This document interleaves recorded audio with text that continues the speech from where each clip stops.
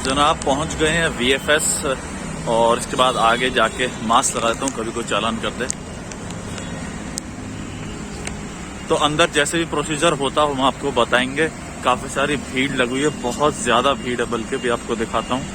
अब पता नहीं किस चीज़ की है ये, अंदर जाके दिखाएंगे। कोशिश होती है कि आपको क्या प्रोसेस रहा हमारा और आएगी रिजल्ट्स।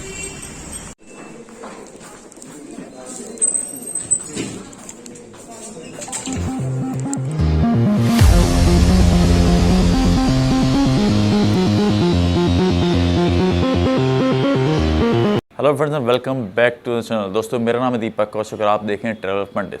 इससे पहले कि आपने प्रोसेस देख ही लिया होगा हमारा फ्रांस वीज़ा अप्लाई करने का, और उसके साथ अब हम आपके साथ शेयर करने जा रहे हैं रिजल्ट्स कि आखिरकार हमारे फ्रांस वीज़ा का क्या रहा। दोस्तों पहली बार मैंने वीज़ा अप्लाई किया फ्रांस का। इससे पहले मैं 2 बार स्विट्ज़रलैंड और स्पेन का वीज़ा ले चुका हूँ, लेकिन बहुत सारे आपके कमेंट्स आ रहे थे जो कि हमारे बहुत से सब्सक्राइबर थे जो बहुत ही ज़्यादा व्याकुल थे कि हमें फ्रांस का वीज़ा, कोई भी शेंजन वीज़ा अप्लाई करना है तो हम क्या करें।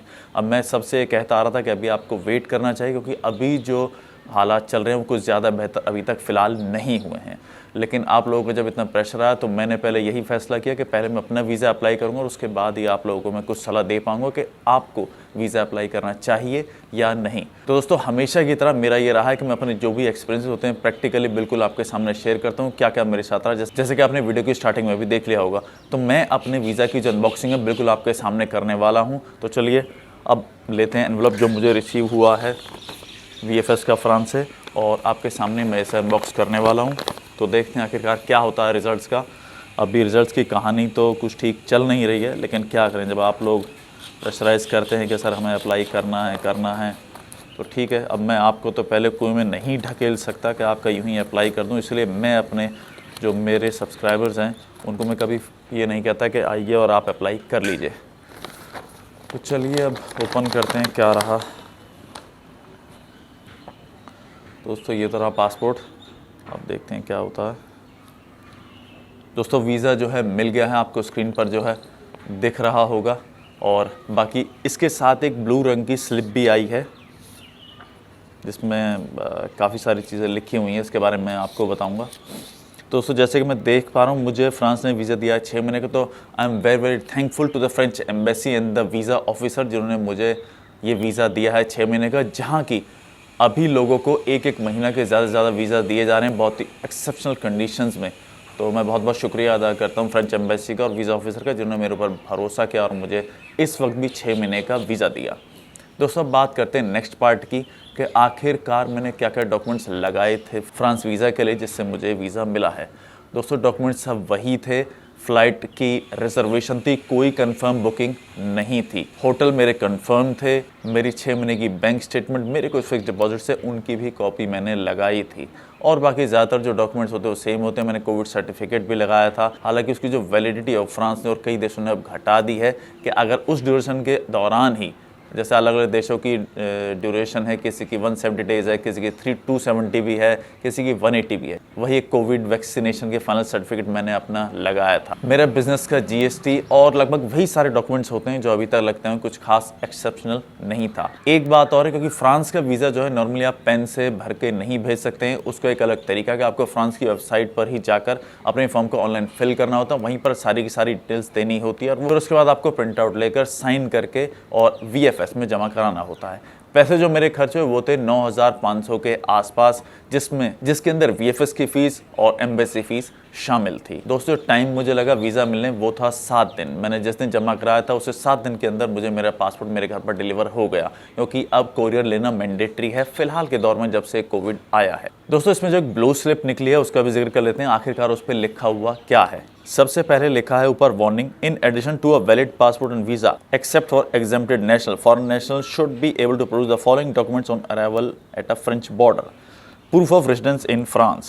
For tourism, valid hotel reservation in lieu of hotel reservation. The passenger will have to show of income equivalent to 120 euros per day. See point number 2. Registration with a travel agent for a package to etc. दोस्तों ये वैसे common है कि normally जब भी हम जाते हैं, शेंजन विजिट करते हैं और भी कई देश विजिट करते हैं, तो हमारे पास जो होटल बुकिंग है हम उसे साथ लेकर जाते हैं। अब क्या पता है और कई नेशनल्स के लिए हो कि जिन्हें पहले ज़रूरत नहीं पड़ती होगी इनकी, लेकिन अब इन्होंने क्लियर ये अलग से स्लिप देके मेंशन कर दिया है कि आपको अपने होटल की रिजर्वेशन लेकर आनी पड़ेगी, या अगर आपने कोई टूर पैकेज लिया है तो वो भी आपको पूरा का पूरा शो करना होगा इमिग्रेशन पर। पॉइंट नंबर 2 है for professional visit letter from employer, invitation letter from the hosting French organisation. अगर आपको बिजनेस वीज़ा पर जा रहे हैं, किसी कॉन्फ्रेंस में जा रहे हैं, अलग किसी तरीके के किसी से मिलने जा रहे हैं, तो इमिग्रेशन पर आपको उनका इन्विटेशन लेटर और जो भी उनके अकोमोडेशन या जो भी आपको सर्विसेज प्रोवाइड की जाएंगी उसका प्रूफ भी आपके पास होना चाहिए। तीसरा दोस्तों, for a private visit attestation of equal issued by the competent town hall of the host offering accommodation during the stay, attestation must also be duly signed by the host. ये reason भी कुछ ऐसे लगता है कि अगर आपका purpose tourism सेवा कुछ और है तो जो भी आपको बुला रहे हैं उनकी तरफ से आपका रहने का इंतजाम और जो भी होस्ट के द्वारा आपको सर्विसेज प्रोवाइड की जा रही है उन चीज़ का आपको एक अटेस्टेड प्रूफ जो है आपको चाहिए। आप चाहेंगे जो आपको होस्ट आपको बुला रहे हैं उनके ओरिजिनल डॉक्यूमेंट्स आपको चाहिए होंगे इमिग्रेशन पहुंचने पर। Proof of return to the country of origin, जहां से आप आए वहां की आपके पास रिटर्न टिकट ज़रूर होनी चाहिए, आप वन वे टिकट लेकर नहीं जा सकते। तो दोस्तों ये तो था मेरा एक्सपीरियंस फ्रांस वीज़ा का जो मुझे मिल गया, लेकिन अब हम दूसरी वीडियो लेकर आएंगे कि जिसमें मैं आपको बताऊंगा अभी भी किसको फ्रांस का वीज़ा अप्लाई करना चाहिए या नहीं।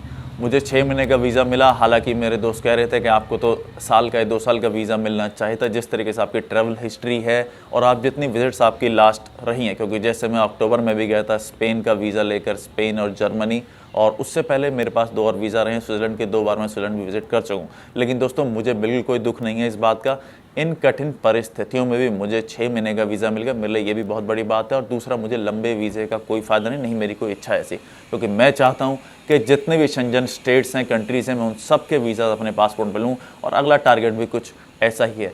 अगर कल को पोर्चुगल खुलता है मैं ज़रूर उसका भी रिस्क लूँगा आप लोगों के लिए, और फिर उसका वीज़ा लेंगे। तो इसलिए मेरे लिए कोई खास ज़रूरी नहीं बचता है कि मुझे 1 साल 2 साल या लॉन्ग ड्यूरेशन का वीज़ा मिले। दोस्तों माफ़ी चाहता हूँ कि मेरी वीडियोस जो हैं लगभग 2 वीक्स में या 1 वीक में आती है, लेकिन मैं ऐसे ही आपको कुछ भी झूठी वीडियोस बनाकर नहीं दे सकता। जब भी कोई जनरल फैक्ट्स मेरे पास होंगे, मेरा खुद का जो एक्सपीरियंस होगा, चाहे मेरे सब्सक्राइबर्स का, मेरे क्लाइंट्स का एक्सपीरियंस होगा, तो मैं वही वीडियोज़ आपके सामने लेकर आ पाऊँगा।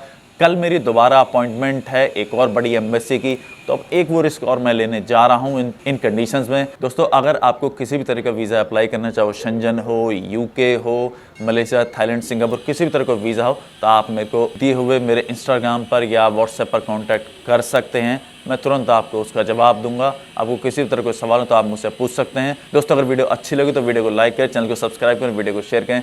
चलिए दोस्तों मिलते हैं अगली वीडियो में, तब तक के लिए जय हिंद, वंदे मातरम।